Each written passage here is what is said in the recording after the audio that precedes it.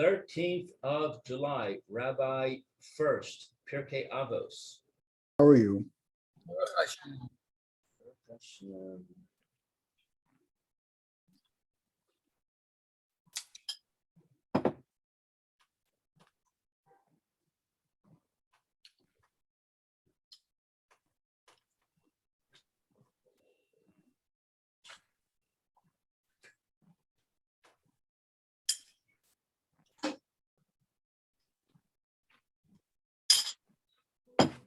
Hey, good morning, Mayor. Good morning, Lou. Good morning, Sweet. Everyone. Good morning, Rabbi. Can hear you, but we can't see. Oh, now we can see you. There we go. How's that? Okay, very good. As I said yesterday, I think we'll be returning to learning Pirkei Avos for a while, if that's everyone's interested in that. Where? I think we'll start with the beginning of the fourth parak. That's the best I can come up with. Where I think we probably finished the third parak, and maybe I have a. Let me just email out. You'll get a page in a moment. Check your emails 1 second. Okay. Sending this out. Fourth Yeah.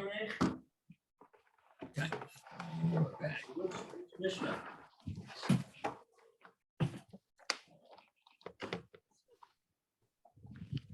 Okay.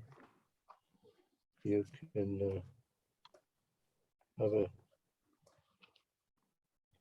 right. Okay, good. You'll check your email. Should something be coming in momentarily? Okay. I got it. You sent it to everybody? Rabbi, did you send it to everybody?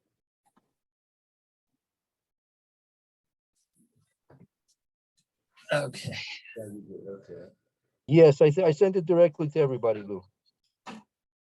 Okay. Should be coming in. I'll be putting it on the screen too. Hopefully it'll come up on my screen momentarily. Yeah, I just got it. Okay, very good. Okay, so yeah, we can, if we have anyone who'd like to volunteer, we can start reading the first Mishnah there in the fourth parak.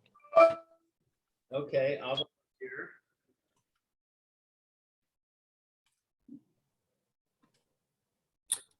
Good morning, gentlemen. Oh, good morning, Rabbi Furst. Good morning, Lou. Morning, And good Roy. morning, Good morning, gentlemen. Ray. How are you? You got an email, Roy, with the handout. Thank you. Okay, so it's Ben Zoma Amar Ezahu Chacham. So Ben Zoma said, "Who is wise? Halomed Mikol Adam, one who learns from every man." Roy, we're starting the fourth parak in Pirkei Avos. If you have a copy there nearby for you, Yeah, I do. Thank you. and you should have gotten an email as well with a sheet that we'll be discussing. Mitzvah Shem. Uh-huh. Try and put it on the screen momentarily as well. Should be coming up. Right. Fourth parak. And the first of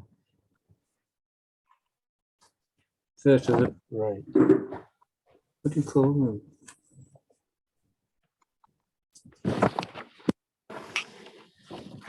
Okay. Yeah. Go ahead, Lou. Continue on. Shnamar, as it says in Tehillim, Mikol Melamdei Shach Lasi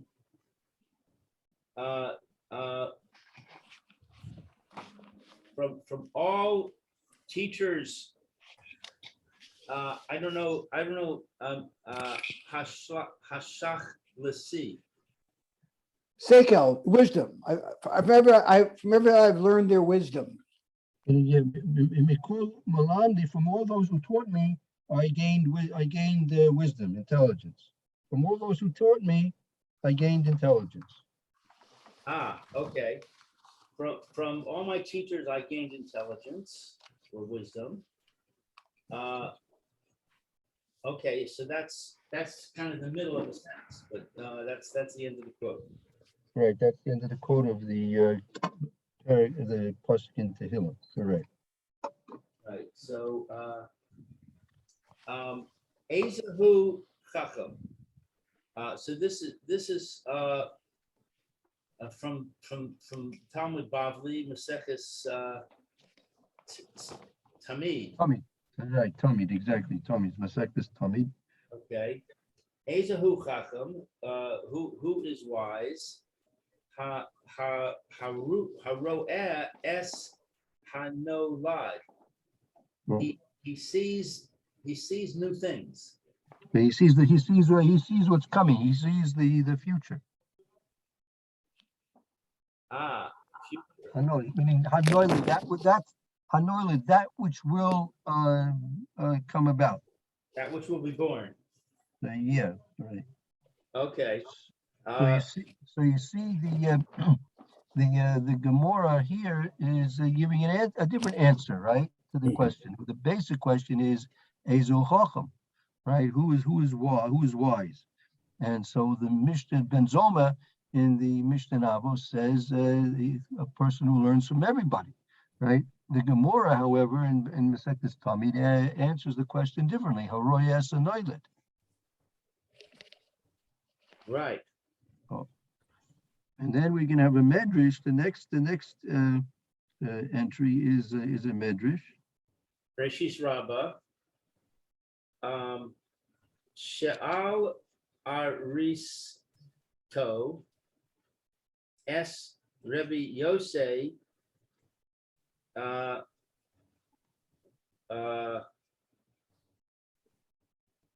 don't know this abbreviation.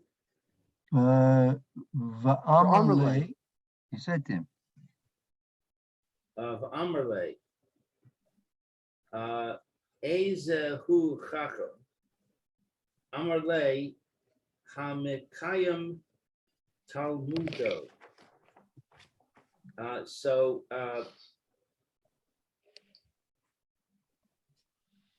What is Aristo? I think that's usually what do they call him? The Greek philosopher. What was his name? Aristotle. Aristotle. Oh, there you go. Very thank you. Aristotle. Aristotle. Aristotle. Okay. Aristotle, Rabbi Yosei said to him, who is wise, he said back, the one who acquires students. The one Hamakayim Talmud, the one who fulfills what he teaches. The one who fulfills. Mikayim, to fulfill. The one who fulfills that what he teaches.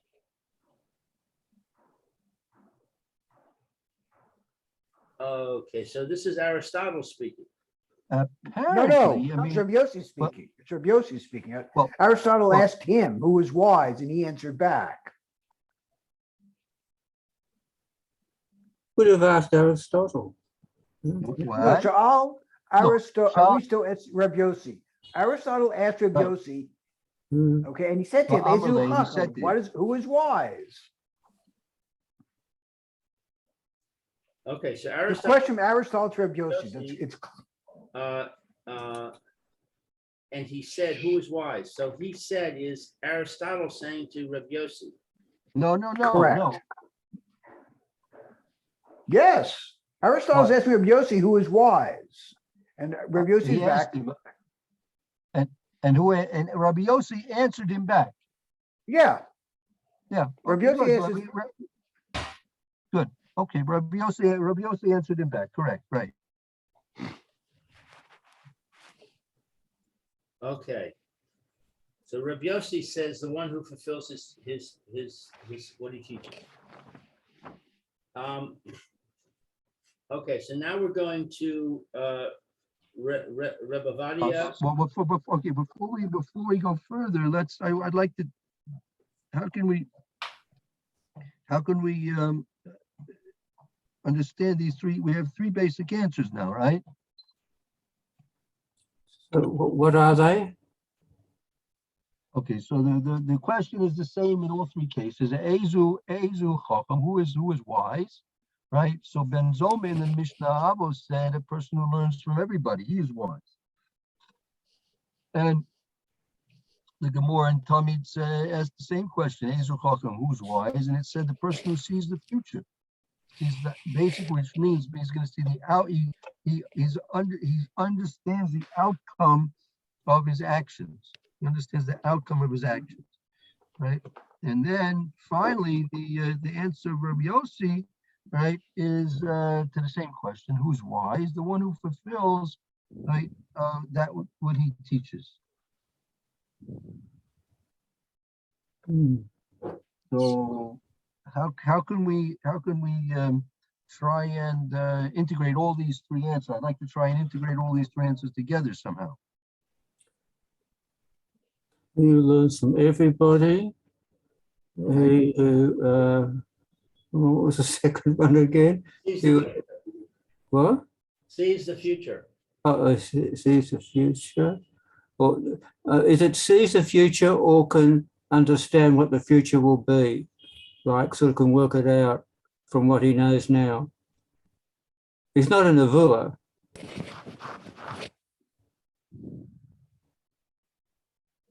Is that right? Could you just repeat that? I didn't hear you entirely clearly, Roy. Please repeat when it says sees the future, it's not so much of being a nevuah, but he can work out what's going to happen or what's likely to happen from what he can see now, from events now. Right. He evaluates the consequences of his actions, right? Or you know, so it's not necessarily not a case of prophecy, simply just having that foresight. We call that foresight. Right. And the third one is that I just had it in my head just a moment ago. Who implements that his wisdom. he who does what he says. Right. Does what he says. He does what he believes in, right? Or he does what he teaches, right? Well, he does what he teaches. He believes in.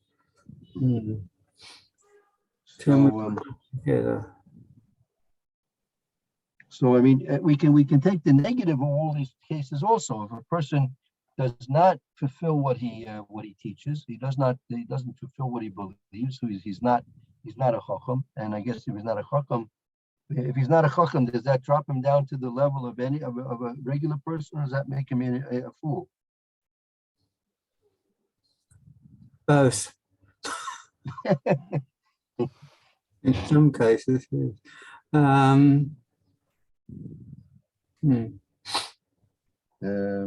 No, it just means he hasn't got that quality.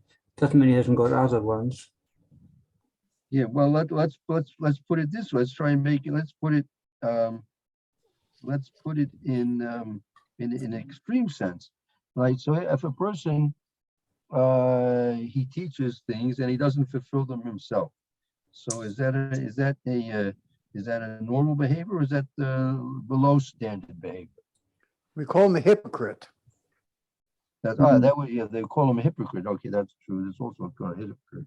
Yeah, but that's not unusual either. Yeah, I forget. I'm not sure. Maybe it was Aristotle also. I'm not sure. There's the Medrash brings down. You may have heard this Medrash before. That one was on a Sunday. So the students, the disciples of I think it was Aristotle, or one of those big Greek philosophers, came to visit him in his house, right? Visit him on Sunday. They didn't give lectures on Sunday, right? Didn't give lectures on Sunday, right? So when they came to his house, and they came into his house, they saw he was drunk on the floor. He was wallowing in all his wine and everything like that. He was drunk, and so the disciples looked at him in astonishment.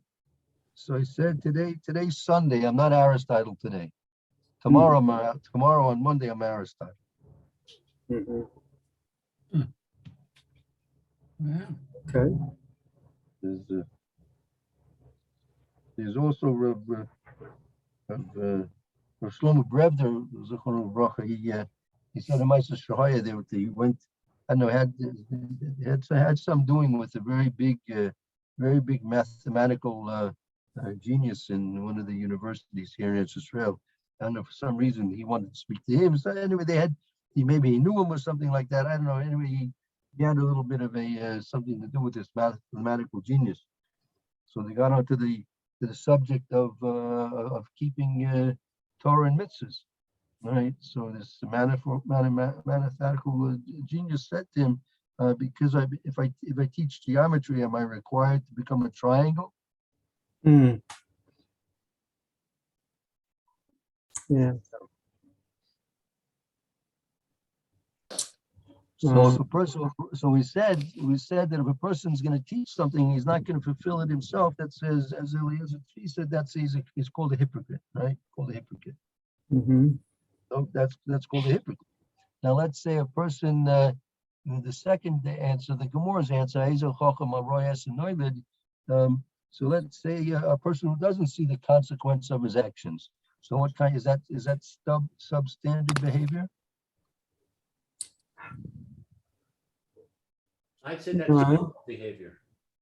It's what? I'm sorry, I didn't hear you. Say that again, please. I'd say it's normal behavior. Yeah. I think most people don't really think ahead very much. They don't really think about the consequences. People don't think about the consequences. Mm. I think that the Sefer Gesher Chaim, that's a Sefer. I'm not sure if you're familiar with it. It's in English. They have an English copy too.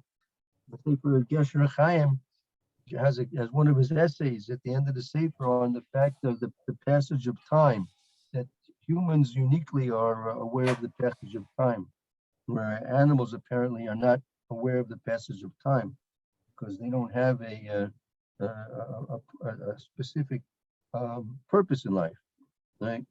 That all cows basically have the same things which they do with their cows that were doing things 1,000 years ago are doing the same things here that they're doing in our time. And birds are still doing the same things. All the animal life in the world is basically functioning as we were speaking about yesterday. The living and acting out their programmed behaviors based on the necessity of the natural order, the nature of things. Right? What about a bird that builds a nest? Isn't the bird thinking about the future? I don't know. Well, It's almost a reflex. It's not like, a planned thing. It seems like it's almost a reflex. Mm. I don't know. That's hard for me to hear. I mean, it's a complex thing to build a nest, and if you look at a nest, they're very well built. Mm-hmm. They serve their function perfectly. Yeah, well, it takes a lot of time. It takes a planning to find a good place that it's going to be safe and spend days and days and days bringing hundreds and hundreds of little twigs. Right. So what would you say that? So that's a function of what? Building that nest is a function of what? Well, I'm saying, I'm responding to your statement about a sense of time. That the bird has a sense of time, that I'm doing this for the future. No, he's doing it for the now. He's not doing it for the future. He's not building a nest because he says I'm going to need a nest a year from now. He's building a nest because he needs a nest now. It's not a future issue. He needs a nest in a month from now. No, he doesn't know that. He builds a nest now because he needs it now. I don't think so.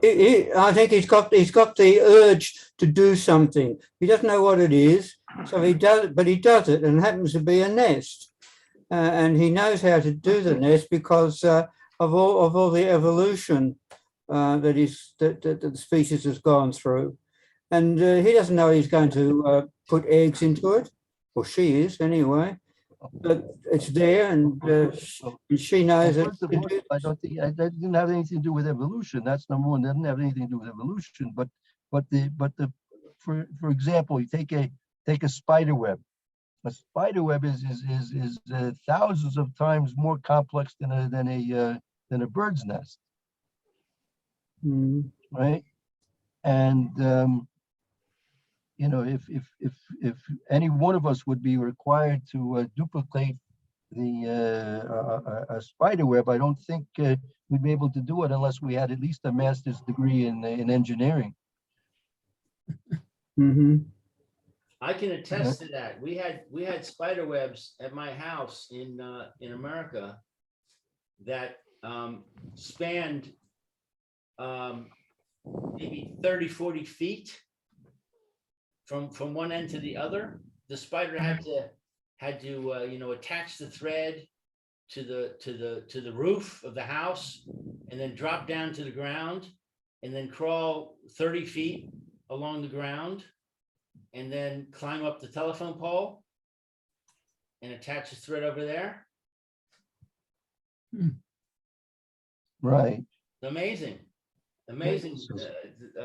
engineering, like you said. Right. So I remember seeing someone sent me pictures. I forgot what it was called. A certain fish, and it makes a certain very, very extremely complex sand formation at the bottom of the ocean, where they have these sands, and it's some kind of I think it's called I forgot what it was, the Japanese something fish, because it makes this completely maze-like sand formation, and so what do we attribute these things to? I mean, it's not. I don't know if it's intelligence, because the bird probably has more brain space than spider does, right? But what the spider is doing is much more complex than what the bird is doing, right? So I'm not sure it's a function of intelligence. You want to say it's been Miracle programmed them that they should have a certain chokmah, a certain wisdom that they have, a certain you know, if it's, what is it we say? It's just a reflex that they're programmed to do these things. It's hard to understand exactly what the, you know, we can't put ourselves into the mindset of a spider or of a bird or a fish to understand what is it? Just kind of some. I mean, how do they know when to start? How do they want to stop? All these things. You know, they never had any training in all this stuff. For a person to do these things, we need years of training to do these things, right? Doesn't the natural, the so-called natural functions of all these animals and creatures, it's a necessity of it could be, maybe it's like you said, it's just like an urge. They just have this urge that they have to keep doing this, and then until the urge is satisfied, they just keep doing what they're supposed to do. Yeah. Look at like calves. Calves get up and walk the day they're born. How do they know to do that? Okay, how do they know I mean, it's not like they're watching other cows and say, oh, they're walking so I can walk. You know, it's just instinctual with them. You know, they just do it. It's not something they have to think about. It's just, they do it. Right. I mean, you know, from your own experience with children and grandchildren, you know, it's a process. It's a time-consuming process for a child to learn to walk. It takes months for them to really become, you know, to balance. Absolutely. All these things, you know? Yet calves get up and do it the day they're born. How do they know to do it? Right. So now what we're doing at the moment is getting a whole lot of examples of whatever. So how do we relate it to what we're discussing? Well, you always bring it back to tachlis. Well, the question was, the rabbi asserted that that animals don't have any sense of time. And So, he asked us what we thought about that, and so I responded and said, I have some examples where it seems that they do have a sense of time. okay. It's a much more, but look, Lou, it's a much more immediate sense. You don't see an animal planning, what's he gonna do for next year? He doesn't think, animals don't seem to. We don't know what an animal thinks. We don't know why an animal acts. All we can do is observe the animal and then try to make statements about what we think. Right, so we'll You're take observing an the animal and you're example. saying, I think he's not planning, and I'm observing the animal and saying, I think he is. So if you take an example from ants, right? Ants, their average lifespan is 6 months or something like that. And Chazal explained to us that the ants, they gather in the season that they gather, and they gather enough food for 7 years of lifetime. 7 years, which is 7 times the amount of time they're going to actually exist, right? So so I see from that they're simply doing things out of a compulsion. It's a compulsion to do these things. I mean, the Kadosh Baruch Hu created these things to act in a certain way, meaning just as you have the stars and the planets, they're functioning in a more rigid natural order of things. There's a certain natural, very rigid order that they follow. So you have, and plant life also, things, the plants grow, and there's very little option for what they can do. They can't move, they can't do anything really except just grow. And there's certain options that they have in terms of seeking sunlight and seeking moisture, whatever they like this, seeking warmth, whatever they need, and they can react. And it's basically some type of a reaction that they do to their environment. So animals and creatures also, in a certain way, they react into their environment, right? That the animals have a certain, they definitely have sense, and they definitely are able to there is some type of intelligent functioning going on to different degrees, depending on what type of creature you're talking about.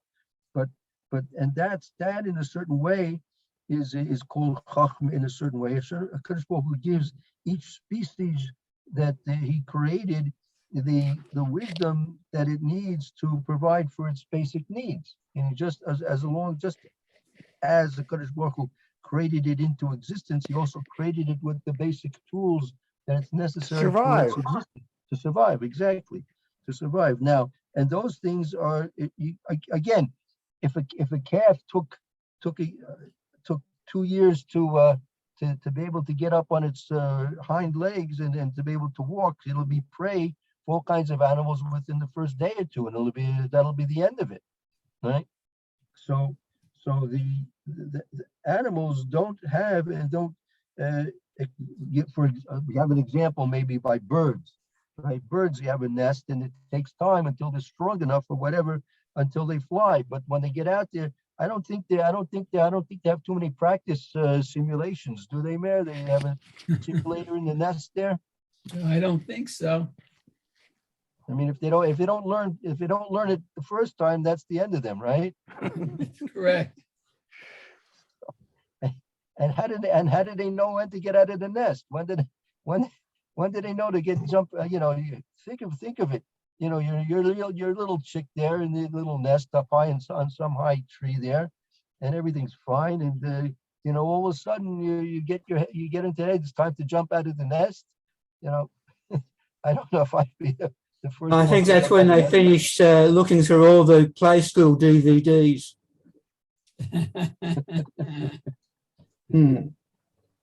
So. On the other hand, you have the cow the calf that gets up and starts walking right away.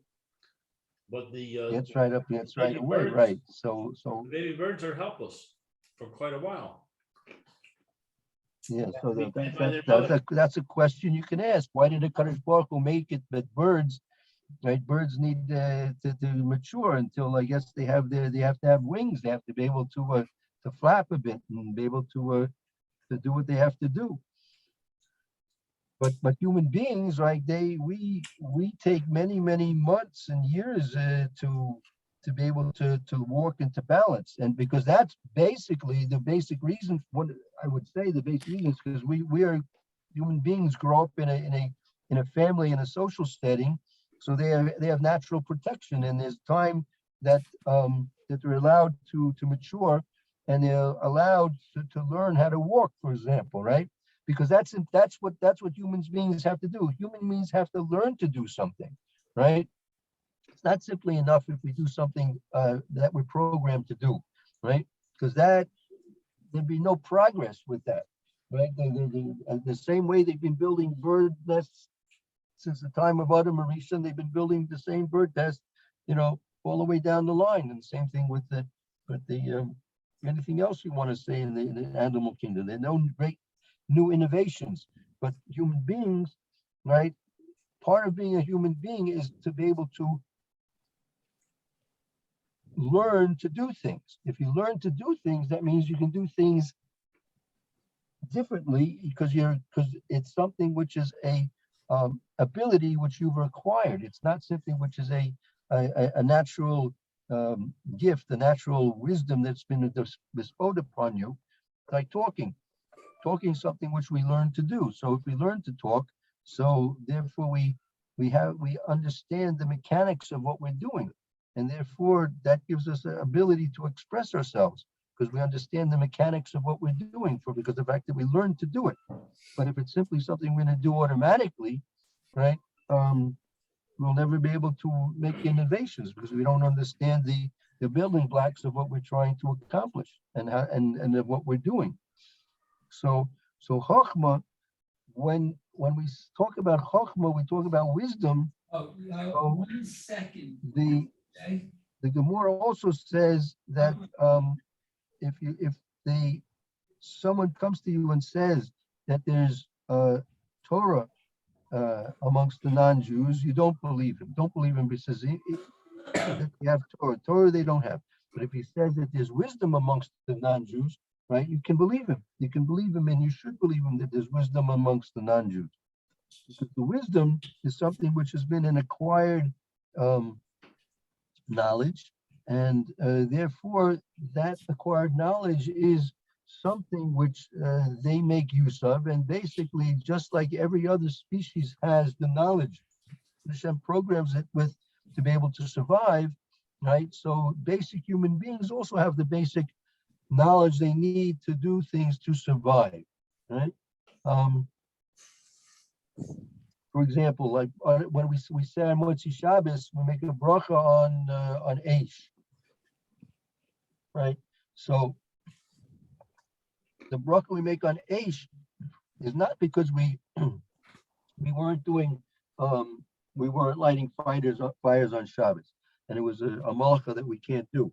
The reason why we make a bracha on Eish on Motzi Shabbos is because Adam Rishon on Motzi Shabbos, his first Motzi Shabbos, he discovered fire. He discovered you take these two stones, you bang them together, and it create a spark, and with that spark you can ignite something. And then he discovered fire. So when we're on Motzi Shabbos, when we make Havdalah, it's a celebration of the fact that HaKadosh Baruch Hu gave wisdom to Adam Rishon to be able to discover fire. In contrast, when we make Havdalah on Motzi Yom Kippur, right? If you know that the halacha is on Motzi Yom Kippur, you're supposed to take the fire, not from a new fire, but you're supposed to take a fire from something which was continually lit through the whole of Yom Kippur, meaning some fire that was there from Erev Yom Kippur, because that's also to show that we're using a fire, right? Because on Motzi Yom Kippur, the Havdalah on Eish is a different Havdalah on Eish than it's on Motzi Shabbos. The Havdalah on Motzi Yom Kippur on Eish is to show that we now are allowed to light fires, which we were privileged to do on Yom Kippur. But it's not a celebration, a commemoration of Hashem giving wisdom to Adam Rishon to create fire, because that took place on Motzi Shabbos, didn't take place on Yom Kippur. So HaKadosh Baruch Hu gives every species the wisdom it needs in order to be able to survive and provide for its needs. So if that's the case, so even amongst the non-Jews, you have the necessities of human life. Because Baruch gives us the basic understanding of things of the natural world around us. He gives us some intuitive understanding of the things that need to be done, right, that we can be able to survive. Right now, but by humans, like a one-day old child, it's going to take a long time for that one-day old child to be able to fend for himself. It could be maybe if he's very physically developed and very intelligent, maybe by the time he's 3 years old, but certainly 5, 6, 7, 8, 9, and really until bar mitzvah, he's not really fully capable of mastering all the things within his own physical and intellectual facilities that he can really fend for himself. So that's the necessity of having a family. That's the necessity of having a society and a culture around you and a nation around you. Without that, humans wouldn't be able to survive, right? Whereas other animals, to a larger or greater extent, they can function more or less independently to a certain extent. Even the calf, right, needs to nurse. The mammals, so they need to nurse for a certain amount of time. I'm not sure how long the calf actually has to nurse, but it still has some dependence upon its mother. But so this chachma, right, the chachma that we're referring to, that they have everything is given a certain amount of wisdom, right, to be able to fend for itself and survive and take care of its needs. But that's not the chachma we're talking about over here. We're talking about a different type of wisdom over here, because you see from these three examples are focusing the understanding of chachma on a whole different level, right? Not just the bare necessities of life to be taken care of and to be learned and to be mastered in order to be able to physically survive in this world. These things that we're learning about here are is a chachma on a much different level. Okay, so let's take a look at the Rav Bartanura. Okay. Rav Bartanura, Esahu Chacham, who is wise, Hachi Kamar, Esahu Chacham, Sheroi, She Yis Halala, Bach Chamaso, B'chamaso.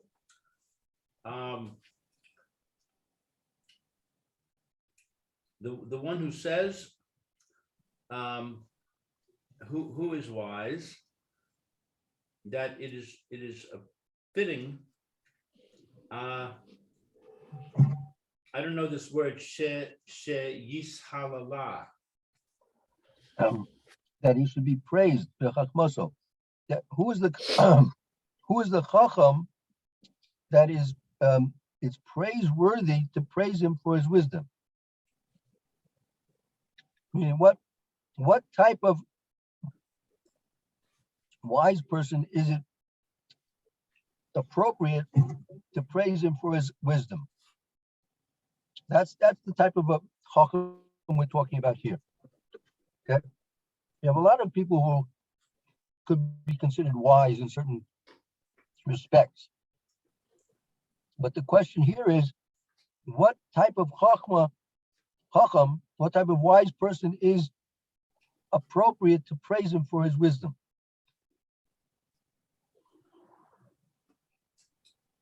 Tom, Halomed Mikol Adam. He learns from every person. Ba'afal pi shehu katan mimenu, and even though he is small amongst us, shekevan she'eno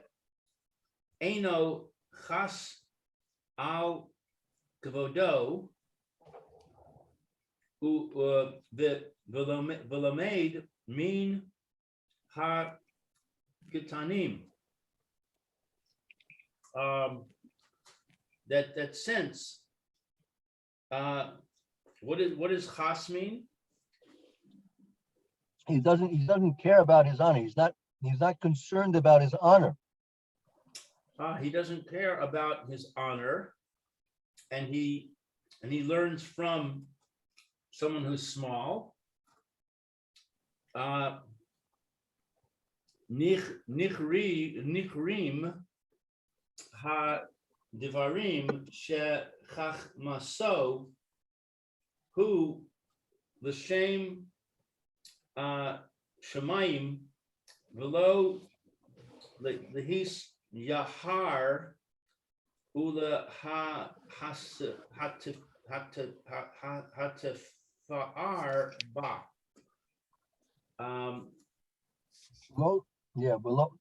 Below l'taer whisper, not to l'taer, to show off whisper, and to be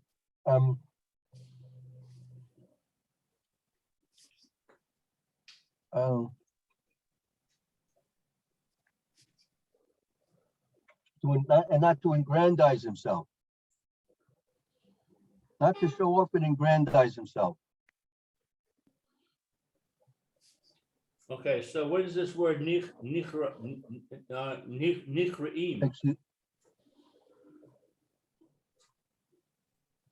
Right. That again, the person who's praiseworthy and to be praised and emulated because of the fact that he's wise is the person who learns from everybody. He even learns from those who are less than him. Since he's not concerned about his personal honor, he'll learn from those who are lesser than him. It's evident that these things, it's evident from these things, that his wisdom is l'shem shemayim.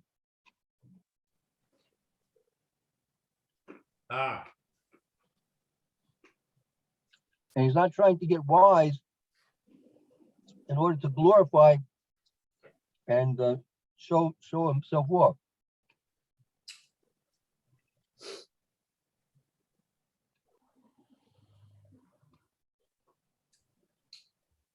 Okay. Biker? And so again, from here, you also see that there are many different types of wisdom, or many different types of looking at what wisdom really is. But here, the wise person that we are referring to is a person whose wisdom is l'shem shemayim.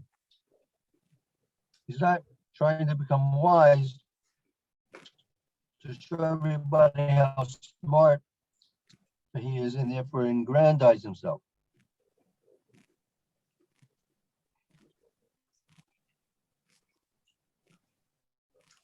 So that's the underlying principle of the first rule. Right.